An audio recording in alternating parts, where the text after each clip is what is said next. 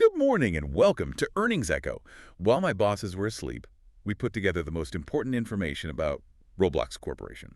All right, let's crack these Q4 2025 numbers open. Revenue came in at $1.4 billion, which is up 43%. Okay, 43%, but that's not the key metric here, is it? No, ignore that. The real number to watch is bookings. That hit $2.2 billion, a massive 63% jump year over year. A huge top-line number. But then, I look down the sheet and I see a consolidated net loss of $318 million. Right. And right next to it, operating cash flow is a positive $607 million. So how do we square that? How is there a $900 million gap between their profit and their cash? That is the classic accounting illusion. Think of it like a gym membership you pay for up front. Okay. Roblox gets all the cash from Robux sales instantly. That's your $607 million in cash flow. But accounting rules say they can only recognize it as revenue slowly. I think it's over 27 months. So on paper, it's a loss. In reality, their bank account just got $500 million bigger. Exactly. The cash register's ringing. Got it. But what drove that? Was this just general platform growth, or was there, something specific? It was volume, but it was driven by a specific anomaly. I mean, daily active users hit 144 million. Right.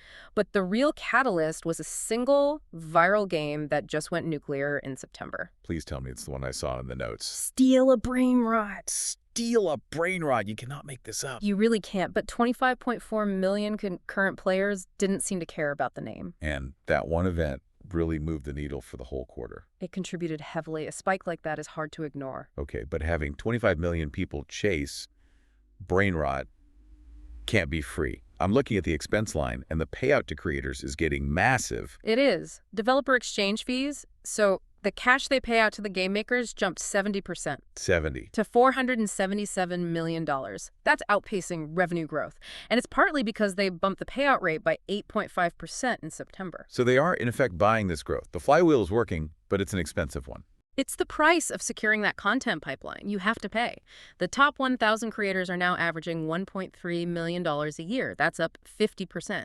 That brings us to the future, then. With numbers this big, Wall Street wants a forecast.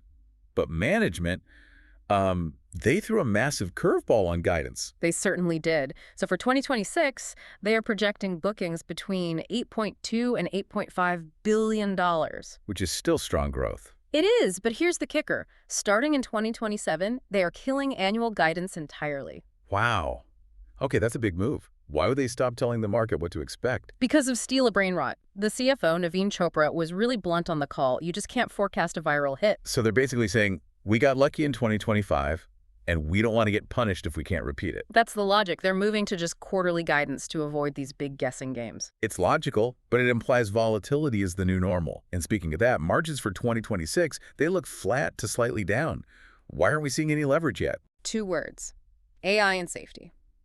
They are pouring capital into AI infrastructure and specifically facial age estimation. Right, verifying that users are actually over 18. Exactly. If they want to capture the serious ad market and the older demographic, they have to prove the platform is safe. That tech is expensive, but it's the gateway. So let's wrap this up. What is the echo for the investor here? What's the main takeaway? I'd say Roblox is transitioning from a predictable platform into more of a hit-driven utility. They claim 3.4% of the global gaming market, which is massive. But the cost to serve and protect 144 million users means that JAP profitability is still pretty elusive. Precisely. High cash flow, high cost. And they're banking on AI to stabilize the chaos of these viral hits. That and the 18-plus demographic, that's the bet to smooth out the curve. And finally, the obligatory disclaimer.